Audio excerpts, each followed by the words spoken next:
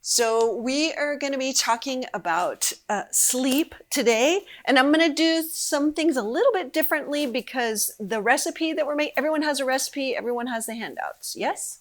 The recipe that we're doing today is going to have chia seeds in it, and so I'm going to start that at the beginning, so as I'm talking, it has time to chia.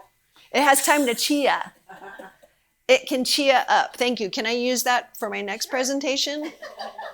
I want you to know how much in my afternoon presentations I say. So in the morning presentation, they said this. So I'm going to say this because they brought up some good points. So what I'm going to do for demonstration purposes is I'm going to do half of the recipe. And I'm just going to start with making the chia seeds in this cup also so you can see it too. So I'm going to put in 1/3 of a cup of almond milk. You can use any other milk substitute. You can use milk if you want to use milk. You can use soy milk, rice milk, coconut milk. You could, I guess technically you could use water also. You could use water if you wanted to. So I'm just going to put in 1/3 of a cup of this almond milk. I like this unsweetened almond milk because it, you know, when I bought new measuring cups, I forgot to make sure that it had like a little spout on it. And that might not matter to you, but it matters to someone doing demos all the time. I'm like, bought the wrong ones. And then I'm going to put 1 tablespoon of the chia seeds. And the reason I wanted to demonstrate this part is because they take a little bit of attention. If you put them in first and then you put the liquid, you'll get like a chia clump at the bottom, which is fine. I mean, you can work it out with a fork, but it's a little bit easier if you put them in afterwards. Then you'll kind of see that they might float on the top a bit, and still you might get a clump, so you'll want to start stirring quickly. I mean, it doesn't have to be that quickly, but these have insoluble fiber. They have soluble fiber or insoluble fiber, which is what makes them do the cool thing where they get the gel around them. Has anyone ever made a chia egg? Sometimes in vegan recipes, you can use chia seeds and you soak it in water, and that's your egg. That's your egg substitute, and it works beautifully. You can do it with flax seeds, also ground flax seeds. So I'm going to stir this up, and I don't know if I should pass it around. I could pass it around so you can see how it is right now and how it's going to be. In like 5 minutes, it's going to start to puff up. But by the end of this presentation, we're going to be able to make a chia pod with it. Should I pass it around just so you can kind of see? Yeah, so you can see what it looks like right now, and then by the end, you'll see what, actually, I'm prepared. We don't even have to do that. This is what it's gonna look like. Through the magic of video and television, you can see already it is puffed up. Like. And the same thing would happen with if it's just water. It doesn't matter, any liquid at all. The same thing will happen with any liquid at all. And so now the one that's passing around is after, it can sit overnight, but honestly, that can probably happen within about an hour. Thank you for bringing it back. Okay, so now presentation. I have so much to say about sleep that honestly, I wish we could do a month on sleep, but at least 2 presentations. So if I start talking too fast, or let me just say it like this, if we don't get through this whole presentation, it's okay. Because there's so much to talk about, and I want you to interact, because in my other longevity presentations, we've been talking about the pillars of health, longevity pillars. I always bring up the sleep part of it, which is why some of you know that I'm going to be focusing on Why We Sleep, the book by Matthew Walker, but I also have some other resources that I'm bringing to you.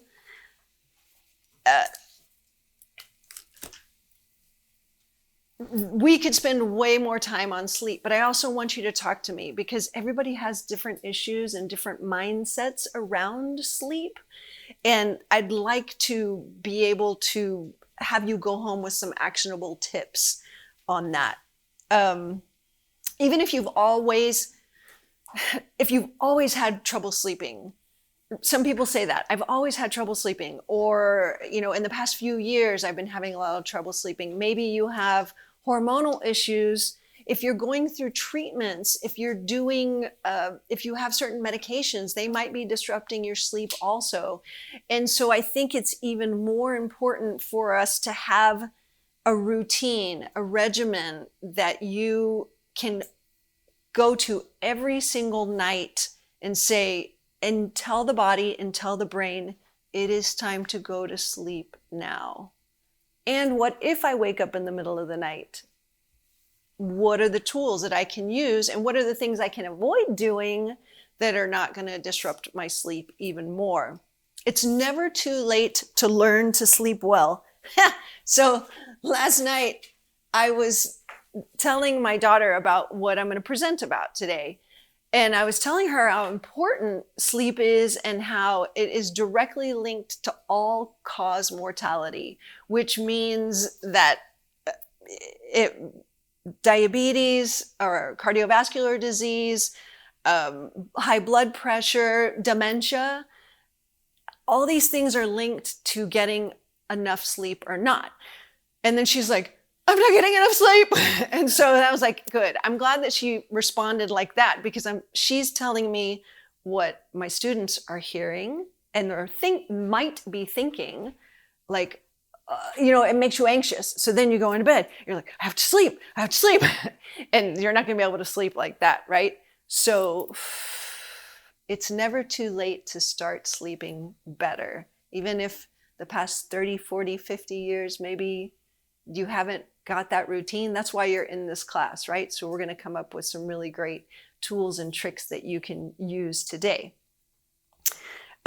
You have the power, always I say that, right? You have the power to choose how much caffeine are you drinking during the day? Am I turning my phone off an hour before, or turning off the screens, I should say. It doesn't just have to be your phone.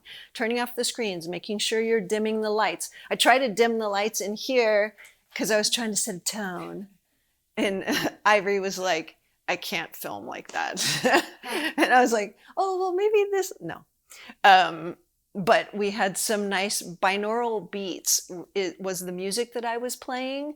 And that is another tool. There's so many tools, and you have to find the ones that work for you. So hopefully we'll have some time and we can interact and talk about, hey, I tried this, or what about this, or this is what I have trouble with.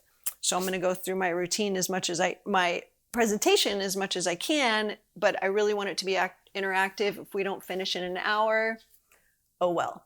I will make sure that you have time to get your little chia pods to do the demonstration, because I made them so pretty for you. I'm so proud of myself. I love making it pretty. Just wanted to remind you, the nutrition classes, at least for the rest of this month, though, so today and next Tuesday, are on Tuesdays at 11 a.m. and 6 p.m. So if you can't make it to the 11 a.m. or you can't make it to the 6 p.m., you have two options. And we also have New Braunfels classes. We have a surprise guest from one of our New Braunfels classes here today. Sorry to call you out. We have New Braunfels classes on Saturday. Oh, this is Cecilia. Hi, Cecilia. Sorry, I didn't want to say your name, but now everyone's like, who is she talking about? So it works out. Yay. And this is great too. So you get to be with the bigger community to see what the big presentation looks like. So in New Braunfels on Saturdays at 8:30 a.m. we have nutrition. I alternate with another registered dietitian, Bethany Diaz. So if that ever works for you, or you're out there, or you live closer to there, come join us there. Now, I have an advertisement for you. There's an amazing breakthrough Scientists have discovered a revolutionary new treatment that makes you live longer. It enhances your memory and it makes you more creative. It makes you look more attractive and it keeps you slim and it lowers your food cravings. It protects you from cancer and dementia and it wards off colds and flu. It lowers your risk of heart attacks and stroke, not to mention diabetes. Anyone want to buy this yet? Yeah. I could sell it, but it's free. You'll even feel happier and less depressed and less anxious. Are you interested? Yes, I wish I could bottle it and sell it, but it's free and you can have it. But our modern society has kind of taken it away from us. So it's just a matter of getting back to that center, that balance that we talked about last week, finding the balance again, getting back to center. So we're going to talk about how much sleep do you need, quality versus quantity versus timing, and I'll explain that a little bit more. When's the best time to sleep? And lots of practices for better sleep. We could talk about that for hours. Share some of your sleep habits and some of your routines that might be able to help your other divas and dudes to get some ideas that might work for them. Honestly, especially when it comes to sleep, I always encourage people when it comes to nutrition, experiment. Don't be so hard on yourself, like I need to follow this protocol and do it just like this. You need to find what works for you. Yes, there are certain parameters that are better and that can guide you to find what's best for you, but experiment. I've got some food for you for better sleep. And again, you have the power. You get to choose. For those of you at home and those of you who might not know me, I am a registered dietitian. My name is Brenda Morgan. I'm also a health coach and a personal trainer, and I've been working with ThriveWell since 2016. Very, very happy every time I get to be with you. You guys inspire me so much. I love serving and bringing you all this information that I wasn't going to talk about this, but I'm going to, just came up to my head. I just came back from a fitness conference and we talk about all kinds of things, right? Not just fitness, and sleep was one of the things that came up also. So some of the information that I'm bringing you here today is coming from that fitness conference. But getting along the lines more of this Why We Sleep book by Matthew Walker, I highly recommend it. For those of you who have had a chance to look at it or look into it, have you got any good information from it yet? Yeah? If it's effective? And if not, you can also just go onto YouTube and maybe listen to some of his interviews with Matthew Walker, just to give you more ideas and to help you with your own personal struggles too, what might be issues for you.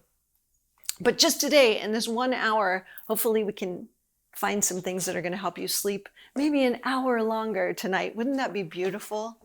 Just an hour. More continuous sleep. Yes, Maria? Do naps help? Do naps help? That is a great question. And I'm going to go ahead and address it right now. It depends.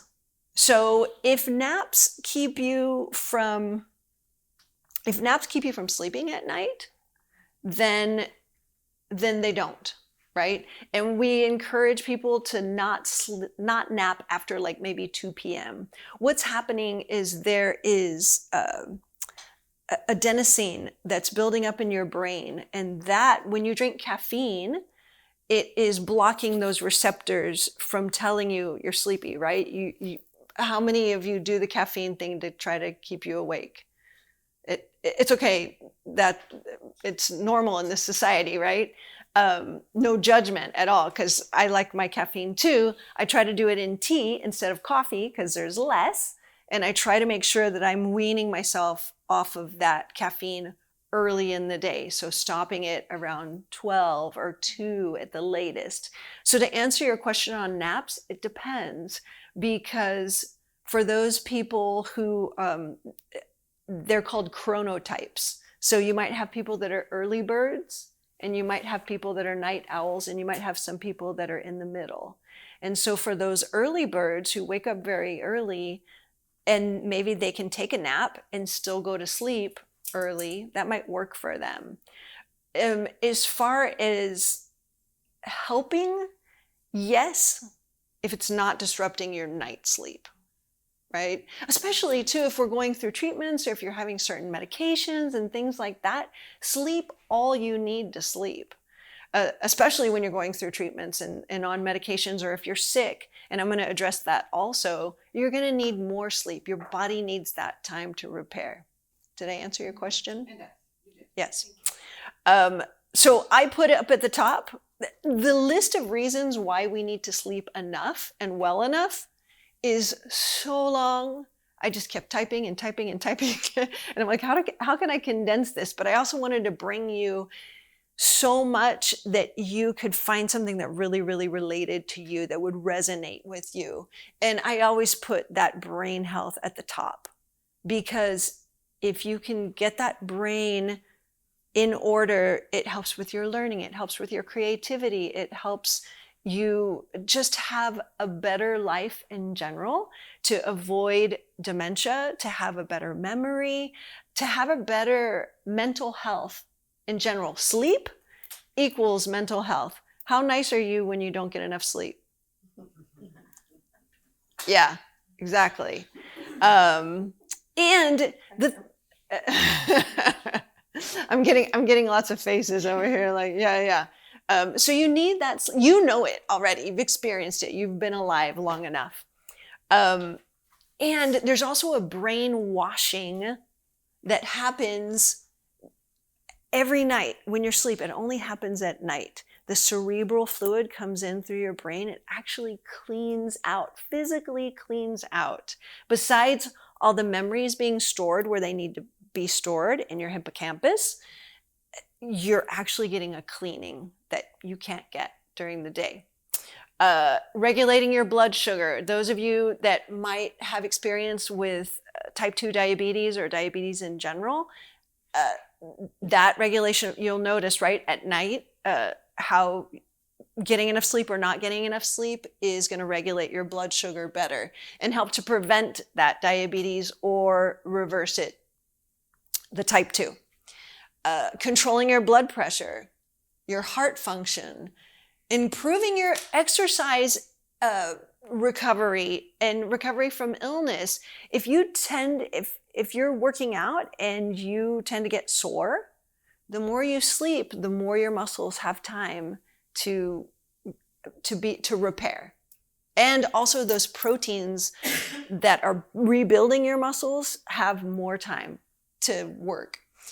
Your liver works even harder at night. It's cleaning out everything for you, and it's the time when it can detox. And it also strengthens your immune system. But that's not all. We have a whole other slide. There's more. Your repair processes are all happening at night, building up your immune system. Your growth hormone is being more released. All of the cells in your body are regenerating and repairing.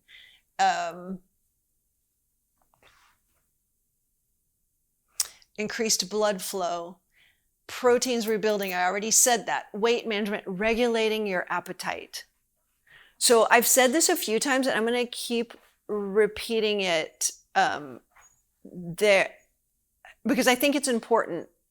People don't realize how their cravings, or why am I overeating? I didn't get enough sleep last night and I just want to eat everything in sight.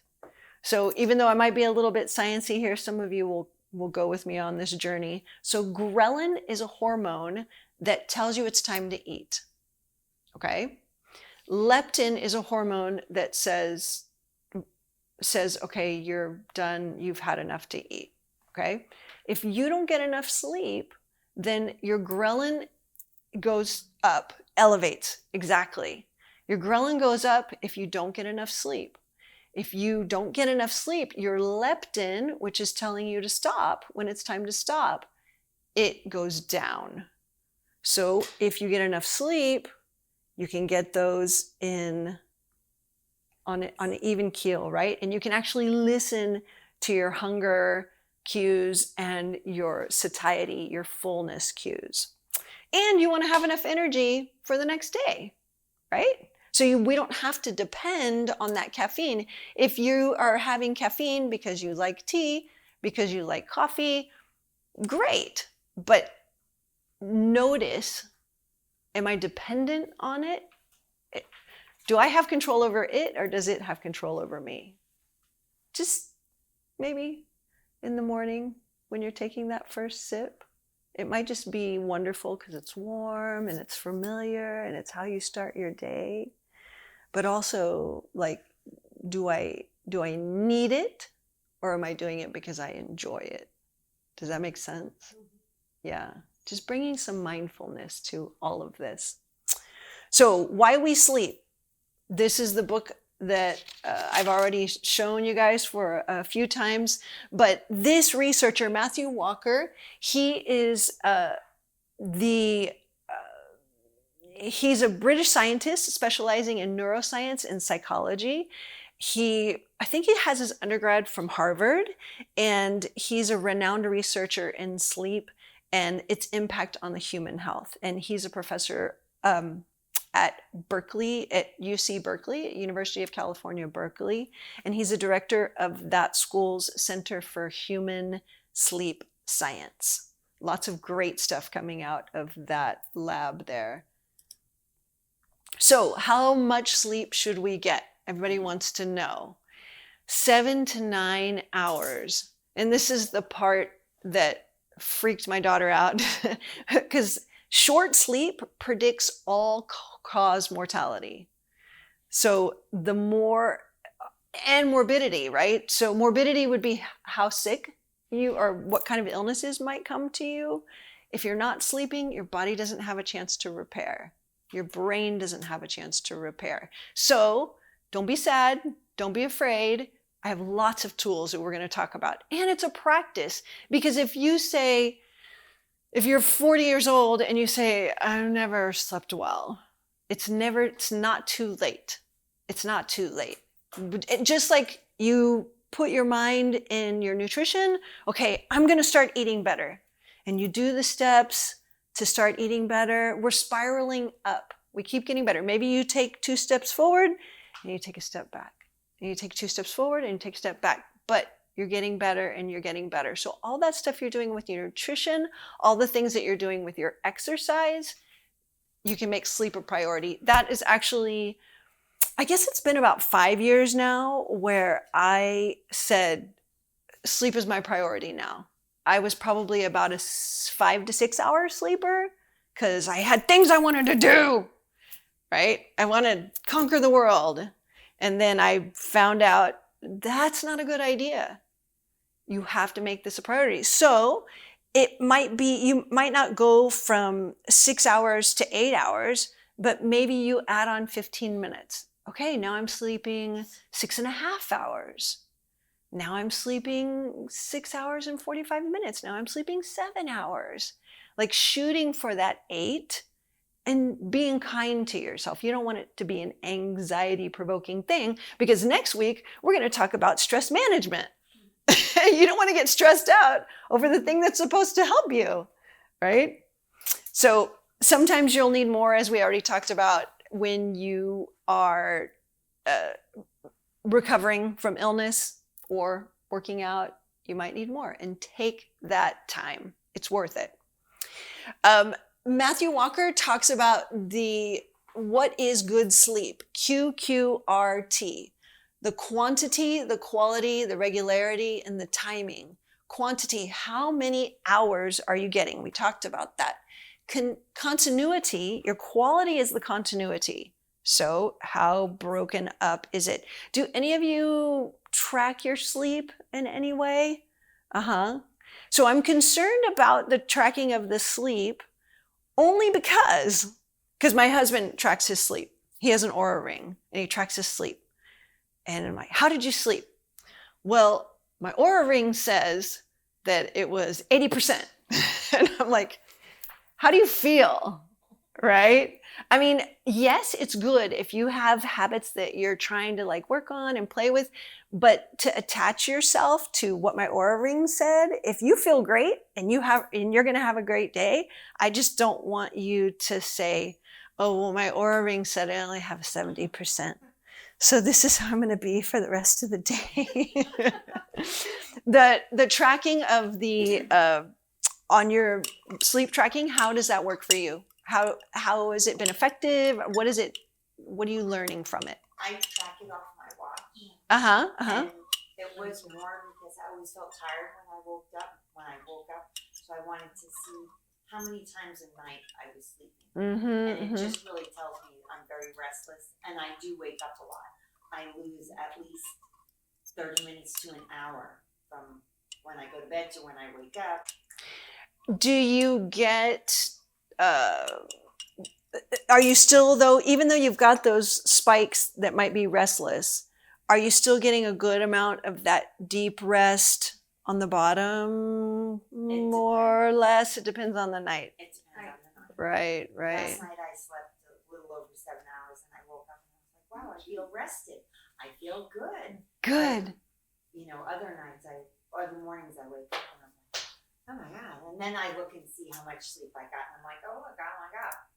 5 hours and 45 minutes, even though I was in bed for 7 hours. Right. Yeah.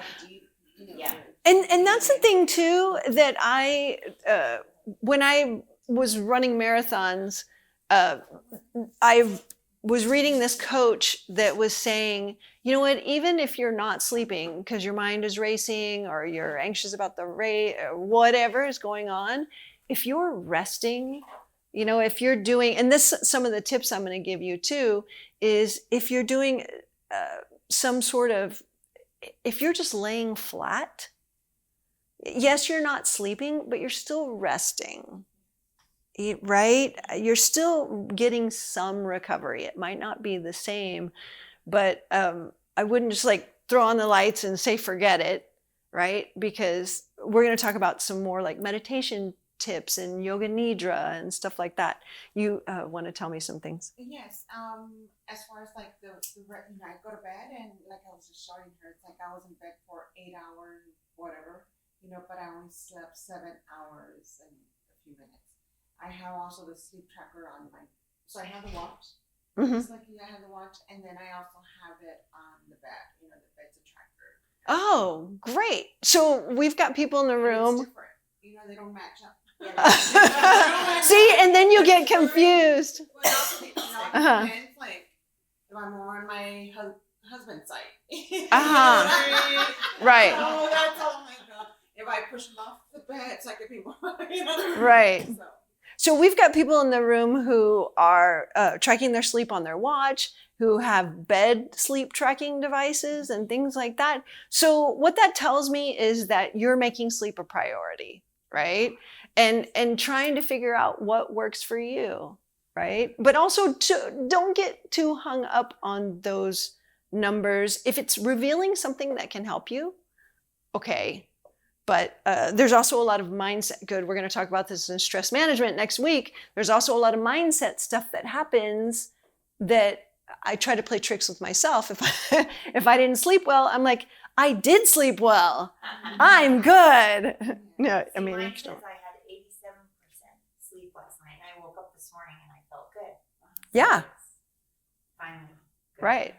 Yeah, we're making it a priority. Yes, Michael. I have a quick question. So, Question. Is best quality sleep always REM? Is the best quality sleep always REM? You know what? I think that deep sleep is where is a good quality sleep also. So you've got the deep sleep. The REM might be a little bit, correct me if I'm wrong. I might need to look into that a little bit more. The REM sleep, as I understand it, is more where you're dreaming. It's more dreaming sleep. And so that's important because you need to work through the memories and store everything where it needs to go. But then you also need to get that deep sleep. It says during REM sleep, your brain is more active than during non-REM. Your brain is more active during REM sleep, rapid eye movement sleep, than it is during the deep sleep. So that deep sleep where you're paralyzed is, both are important. That's what you're shooting for. But you're sleeping, you're shooting for that deep sleep. Yeah, exactly. You can't control that, We can't control. No, you can't control any of this. That is what, it's sleep. Yeah, and that actually, what you just said is very telling. Like, we're not letting stuff go. That's why we might not be sleeping, because we're not, just let it go. Your body, getting back to that center, like I was talking about, right? I'm going to start singing Frozen right now. Wait, I got to warm up first. Yeah, that's what is keeping us from sleeping. We're not letting things go. Now, of course, there's exogenous things like caffeine and alcohol and your exercise and finding that what works for you. But that sleep continuity is very important. Regularity, sleeping and waking at the same time each day. It doesn't matter if it's Friday or Saturday or Monday or Wednesday. You're going to bed at the same time, you're waking up at the same time, or getting up at the same time. So even if you're waking up, I highly recommend you lay there. Do not pick up your phone unless you just need to turn on a meditation. That's what I do sometimes, is get that. If you wake up too early, then you're getting that yoga nidra or something that's going to help you get that extra hour. We'll talk a little bit more about that. And also timing. Are you a morning type? Are you a neutral type? Are you a night owl? And I have good news for you, at least according to Matthew Walker and all of his sleep research. It's okay if you're a night owl, okay? Because there's been a lot of scientists, doctors, researchers who say you need to be up when the sun is up and asleep when the sun is down. And some people are night owls. That is their chronotype. That is genetic. But we have to live in the society. And if the society needs you to be at work at 8:00 a.m., what are you going to do about that? Maybe then you, one of the recommendations I have is you do everything the night before that you're going to need to do in the morning, as much as you can. Set up everything as you can. Set up your chia pod. I'm stirring this from time to time, and I'm trying to do it where the microphone doesn't pick it up too much. I'm just stirring this every so often so that we can get to this. And I thought it was going to happen in an hour, but it might not. So without being too loud about it on the glass, and I will change this to plastic for the next one, you want to stir it pretty vigorously to get those little lumps out, because they like to get together. So another book that just came out, highly recommend, and this is an overall longevity pillars book, is called Super Agers. Dr. Eric Topol has been doing longevity research for decades and decades. This is a really good book. And I just extracted a couple of things that he said about sleep, but he talks about nutrition and stress and all disease-causing things. So if you like reading or you like listening, Super Agers, I highly recommend. In that book, he says sleep is a non-negotiable biological state required for the maintenance of human life. Our need for sleep parallels those of food, air, and water. Have you put sleep as a priority up with food, air, and water? It is. It is. And go tell your friends. Let's start a movement. Sleep. As we already talked about, the brain is getting cleaned when you sleep. Poor sleep is linked to higher risk of Alzheimer's and dementia. And you're setting your circadian rhythms with sunlight and eating timing. This is when we start getting into the practical stuff. This might be hard to see on your slides, but I just wanted to show you the representation of it, and you can go look it up if you need to. But I just wanted to show you the important parts here. So here we have midnight and here we have noon. So here's about 6 a.m. This is when your blood pressure starts to, I'm going to go backwards. So your deepest sleep is generally around 2 a.m. and your lowest body temperature is generally around 4:30 a.m. Yes, that's so cool that you know that. You're like, yeah, I know. So actually what happens is your body temperature lowers, and about 2 hours after that lowest body temperature is when it's time for you to wake up. That's when your body will say, okay, it's time to wake up. Your melatonin secretion stops and you're going to have your highest alertness coming up here.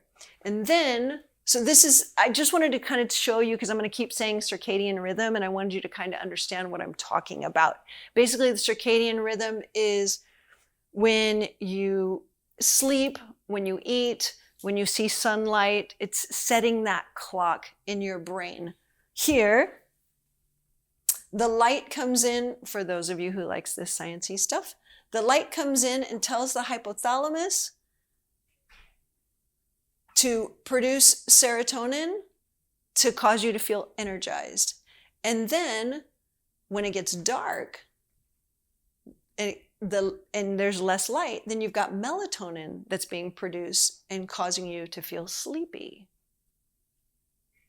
So light is very, very important. Light's probably the most important part of the circadian rhythm, but there are other things that also affect your circadian rhythm, which would be like physical activity.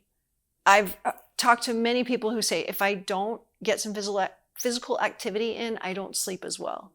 Does anyone else experience that? Yeah. And it doesn't have to be a hard workout, but just going for a walk and also getting outside in nature is also going to help you to just relax and sleep better. We're going to talk about this on a slide coming up, but that morning sunlight.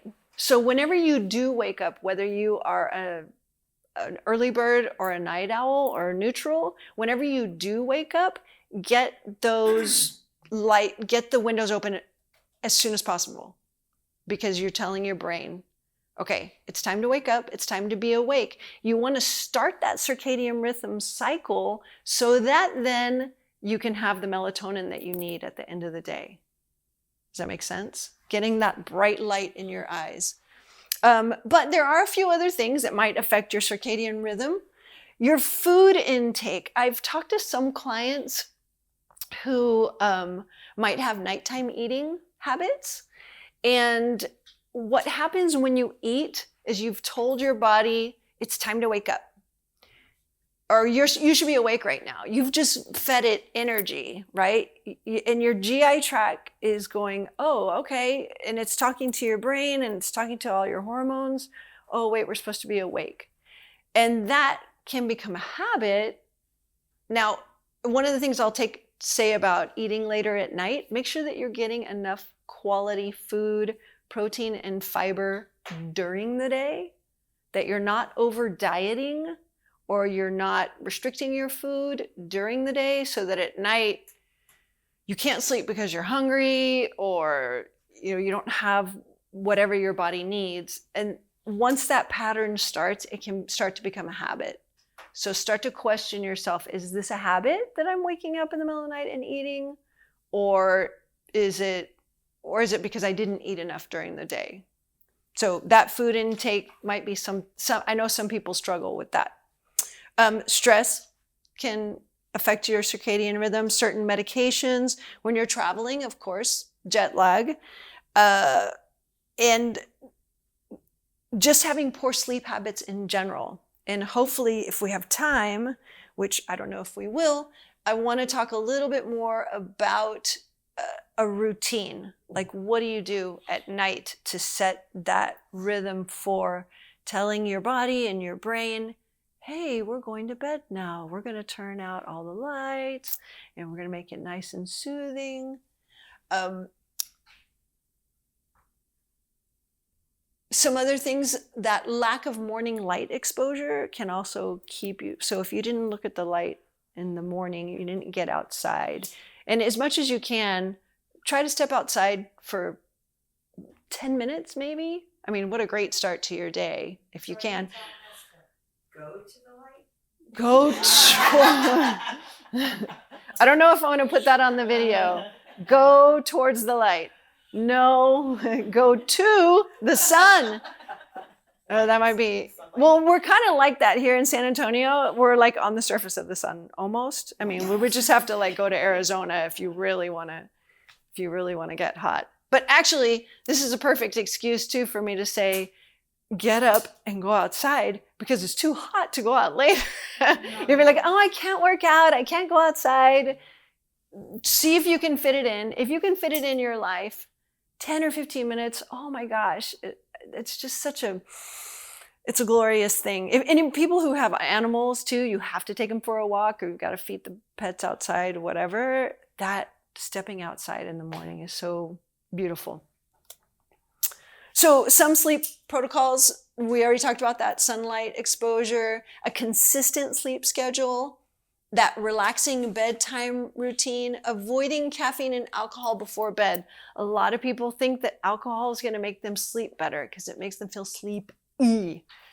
But for those of you who track your sleep, you know that if you had a glass of wine or whatever alcohol later in the evening, then your sleep is messed up, right? It might help you go to sleep for an hour or two, but then it's going to wake you up. So just be cognizant of that when you make those choices too. Yeah. So here's some ideas. A regular nightly routine. I'm just going to read off some things that I've put together for myself, like a little routine.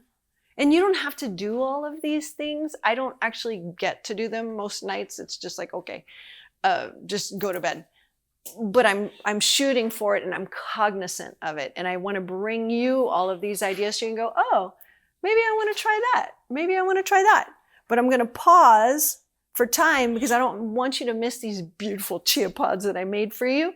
So I'm going to hand out the chia pods. You guys can start eating them while I'm giving you this list of ideas. And if I get to demonstrate it, I get to demonstrate it. It's so pretty. Everybody act excited and in awe of the beauty, of the beauty that is my chia pods. Okay, you know what I'm going to do? First, I'm going to pass around the spoons. Here we go.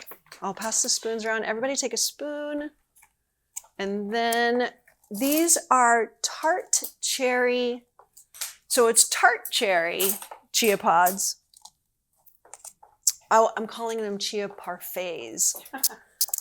Because on this one, I just did the chia at the bottom and then I put a bit of yogurt because it's small. But when you make a whole parfait for yourself, you can do like layers. And you'll see on the recipe that you can do this many tablespoons of the chia mixture, and then you do some cherries, and then you do some yogurt, and then you do the chia again, and then you do the cherries, and then you top it with more things that will help your sleep.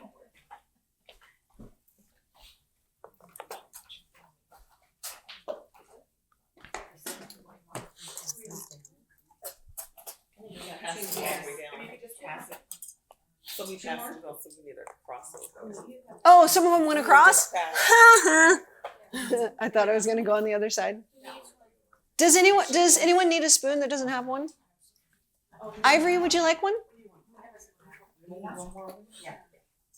All right. Is there a benefit to the tart cherries over? Yes. Is there a benefit to the tart cherries over slide it across the bar? Yes, that is specifically why I made this recipe today, because tart cherries, you know what?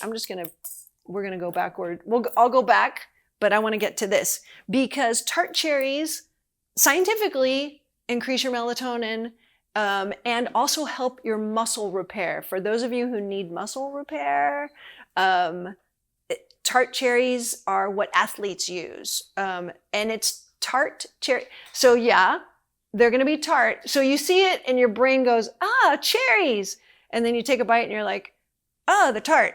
But I did put some sweetener in the chia part. So if they're a little too tart for you, there's some sweetener in the chia mixture. Okay. But I would highly encourage you to try to stop eating about 2 or 3 hours before you go to sleep. That's a good Yes. How much? 2 to 3 hours before you go to sleep, stop eating. If you're very, very hungry and you can't sleep, then there are some options of things. So keep it clean. Don't go for the carbs. Go for your Greek yogurt. Go for some protein, maybe some fiber. So you could do like a string cheese, maybe some hummus, maybe some veggies. Try not to eat too much, just enough to get you satisfied through the night if you need to eat later in the day. But optimally, you want to try to stop eating 2 to 3 hours. You said no carbs, right? Preferably. Well, preferably, I mean, that's the thing is at night, some of us at night after a stressful day, that's what you crave. But also make sure that you're getting enough carbs during the day, because our messaging that's happening in social media and just in our society in general is carbs are bad, don't have carbs. And so we don't have carbs all day long. And then at 8 p.m., we're like, must have the carbs, right? It's like, So all those things that I've taught you before about carbohydrates, as far as getting complex carbohydrates, right? So your oatmeal, this is during the day, your oatmeal, your whole grain bread, your brown rice, vegetables, lots of fruits and vegetables. Those are carbohydrates, but they're low in calories. Yeah, exactly. If that is an issue for you, some of us need more calories. But if you need less calories, but either way, whether you need calories or not, you need vegetables, lots of nutrients, lots of vegetables. So that Greek yogurt with nuts too, that's a good way to like stave off the hunger if you have to. Cheese. Cottage cheese is a great idea. Yeah, especially at night. And I sprinkle sugar-free Jello and give it some sweet. Sugar-free Jello. This is why we all come together. And everyone's pecans. And some pecans. You know what you're talking about right now? So she's saying that you have cottage cheese and a little bit of sugar-free Jello. Just sprinkle a little bit. What flavor do you like? Strawberry. Strawberry. And then you put some pecans in there. Pecans, just give me some texture. And this is something that you would do at night? After your eat dinner between After your and dinner. bedtime. Brilliant. So what she's talking about right now is something that I've been wanting to bring to you is my nightly dessert. I do the berries. I do Greek yogurt generally, or cottage cheese sometimes, but normally like as a routine, I do the Greek yogurt. And then sometimes I'll put like PB2 powder because I have a peanut butter problem, which those of you who know me, I've said many times, it's on video, many times. So I have my PB2 and a little bit of peanut, and pecans is great. And then I have, I feel like I'm a chocolate connoisseur at this time. I have found the perfect chocolate, and I just cut it up in little pieces. So I still get a little bit of chocolate, but not too much disruption of the sleep. I'll bring that to you one day, the nighttime dessert. My son says, you need to bring this to your students. I know. At our next meeting. At your next meeting for stress management. Yes. Okay. So, yes, well, actually the next one is supposed to be a meal by request, meals for one by request. And I was going to try to bring you a meal, but if you want, I can bring you more yogurt stuff. I'm good with that. But other things just to get you, oh no, we have time. Just to make sure we touch upon this, because a lot of people ask me, what is going to help me sleep? And I'm going to tell you what's going to help you sleep and why. So those tart cherries in there are going to help you with your melatonin. Unsweetened tart cherry juice. This is what they use in the laboratory and with athletes for repair and for sleeping. is this tart cherry juice, but you can also use the tart cherries. What is? Oh, those are eggs. I was like, what? Eat all the F's. What in the world happened there? I'm going to blame this on my assistant. No, I created this. Milk. If you can drink milk, that might help you sleep. Pistachios, almonds, dark chocolate. See the smiley face? Dark chocolate. I know, Dark chocolate. Yes, so good. But that gives you some magnesium, which helps to relax your body. Almonds, pumpkin seeds, which I put on there, high on helping you go to sleep. Whole grains, your dark leafy greens during the day, some avocado. I am really hungry right now. I'm just going to eat this slide. Fiber-rich foods, making sure that you stabilize your blood sugar to help to promote that better sleep. So getting that fiber. Let me just finish this part and I'll take your question. Tryptophan. Everybody knows the turkey Thanksgiving thing, right? Probably because you ate too much and you're at the end of being stressed out after you prepared everything for a whole week for everybody and your house is chaos. But, there's some tryptophan in turkey too. So all these lean proteins, your chicken, your fish, especially this omega-3 in salmon, tuna, that is going to help you sleep better. Again, the pumpkin seeds with the tryptophan, quinoa, tofu, peanuts, your nuts and seeds are going to help you to sleep better. You have a question, Patty? So all these things are supposed to help you sleep, but you said don't eat more than 2 or 3 hours before sleep. So you should drink your glass of cherry juice 2 hours before that and know that will help you go to sleep. Sure. Well, actually, so you're saying, I'm just repeating it for the camera. You're saying that these things are going to help me sleep, but you said don't eat 2 to 3 hours before you go to bed, 2 hours before you go to bed. These are things that you should be eating throughout the day. These are things that I'm going to recommend you eat anyway. In every nutrition class you've been in, well, let's go. I talk about these all the time, right? I'm getting a little bit more specific. Yes, on that fiber-rich foods, you're going to eat those at every single meal. Okay. Right? But if you wake up and you're like, oh my gosh, I did not sleep well last night, then what I do is I go, okay, what's going to help me sleep better tonight? So then I go, okay, today in my diet, I'm going to have some dark cherries. I'm going to make sure I've got some pumpkin seeds. So it's not like immediate result, right? Though actually some of these proteins will probably help you sleep better more immediately. You'll be having those at dinner time. So it's not like taking a pill per se, but it's going to help. And it's a great excuse to have more dark chocolate. I'm not encouraging more. With almonds. Endangered species is the name of the chocolate. I have, everywhere I go, I try all the chocolates because I'm trying to find the best one. And I was in Australia. That was my mission. What are you doing? I'm searching chocolates. And so I was trying all the different ones in Sydney and Brisbane and all these different places. And I traveled in the Northeast here in the US. And I'm always like trying to find something new. What other brand? Because they have different brands, right? When you go to different regions of the US. And I keep coming back to endangered species. And for you specifically, it's called sea salt and almond. It's a bar. And they actually have it at some of the H-E-Bs because I get mine at H-E-B, but they also have it at Whole Foods. It's not inexpensive, but I just cut it up in squares and you have a square at a time. And I've had it, but I don't like the sea salt. you don't like the sea salt? No. Then don't get the one with the sea salt. Yeah, Get the almond one. Sea salt. I haven't seen one in our. Do you know that brand?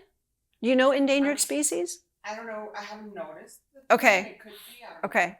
So what I've been getting them is at Sprouts. At Sprouts? Almonds with dark chocolate. Okay, are you talking about the skinny dipped ones? You get the almonds with dark chocolate? There's a brand called Skinny Dipped, which they have almonds, but it has a thinner layer of chocolate around it. So it's not like that big No. fat. Yes. It's like a good. nice thin layer, and the quality of chocolate's really good. Yeah. I actually eat those too. Anyone else who wants, we can just have a whole class on chocolate. Let's go shopping after this. Yeah, and you can show me your favorite and we can trade. That would be awesome. Yeah. Actually, in February, I did a class that had a lot of chocolate in it because it's Valentine's Day. And I was like, yay, we're going to have a Valentine's Day class. So let me give you, before we finish, we have 2 minutes. Let me give you some ideas because I know that's why you came here. How am I going to sleep better tonight? And I want you to pick one of these actionable steps for this evening. Even if you already sleep great, how can you make it even better? More repair, more recovery, having a regular night routine, your winding down routine. So an hour before it's lights out, what are we doing? Maybe you take a little walk, maybe you get outside, but maybe you start with a shower or washing your face or putting on lotion. I'm going to just keep giving you all these ideas. Write down something that resonates with you. You're probably doing a lot of these things already. You're going to dim the lights. Dimming the lights is probably the first thing you're going to do within an hour before going. So say you're going to go to bed at 9 p.m.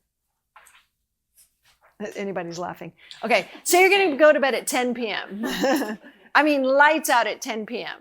So by 9 p.m., you're gonna dim the lights by 9 p.m. That's your first priority if you don't already do that. That doesn't mean that it has to be dark if you still have things that you need to get done, but just start lower. Yeah, the phone, getting rid of the phone in your face, or even turning off the television at that point, because that light is, as you know, all of you know about that blue light and how it's keeping you awake. Maybe you're preparing tomorrow's clothes. If you're a night owl and you still have to wake up with the birds, then what can I do the night before? So I'm going to prepare my clothes so that I can sleep. If you sleep 15 minutes longer, that can make a difference, right? Maybe you're writing out tomorrow's calendar. That is really good for those of us who have the running, like, what happened today? What am I going to do? Yeah.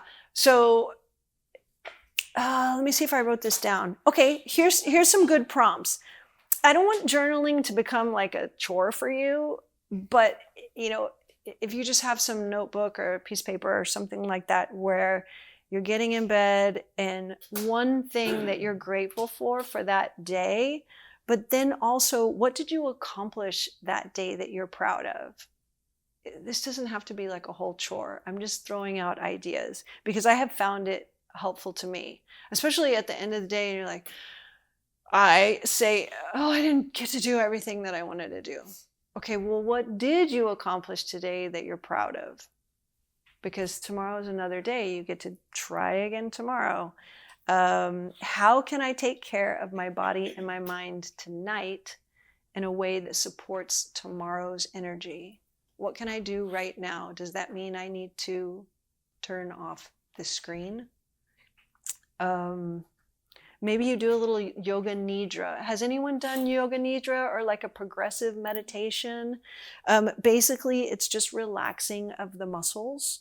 Like maybe you start at your head or maybe you start at your feet, and you just, you can find some on YouTube. I highly recommend listening to some, but it has been shown to make up for, like, if you're only getting 6 hours of sleep, you could do a 30-minute yoga nidra, and it is said that it will equate to a few more hours of sleep as far as the relaxation and rest in your body. And it can also help you fall back to sleep. If you're waking up at 2 or 3 a.m., you do that yoga nidra, and it's just consciously relaxing, putting all your focus on your toes, and then on your feet, and then on your ankles. And it's slower than that, but it also too gets you out of your head and into your body. It's another trick that you can do. Maybe you put your legs, before you get into bed, maybe you do legs up against the wall, or maybe you do some child's poses, things that'll get you into your body and out of your head. If you do want to read, like if you do a Kindle or something like that, or if you're reading on your iPad, then using that night shift, what is it called? I think it's called night shift. Yeah, but it'll turn the screen yellowish for you instead of blue. So anybody else have any? I know we're out of time now, but does anyone else have any more ideas? I do the white noise app. You do the white noise. Yes. My husband cannot go to sleep without white noise. Yes, I can't stand it. But white noise for a lot of people that's a great idea. And see, I don't have it on there because this is why we all talk together. I don't have it on there because it doesn't work for me. And the app gives you a variety of different sounds. I just have the brown one. It just kind of, you feel like you're in an airplane cabin. You're in an airplane, you're flying, you fall asleep. Which is it? Why? It kind of mimics that sound. We have something similar like that, and we'll change it up based on how we're doing it, which one we agreed on.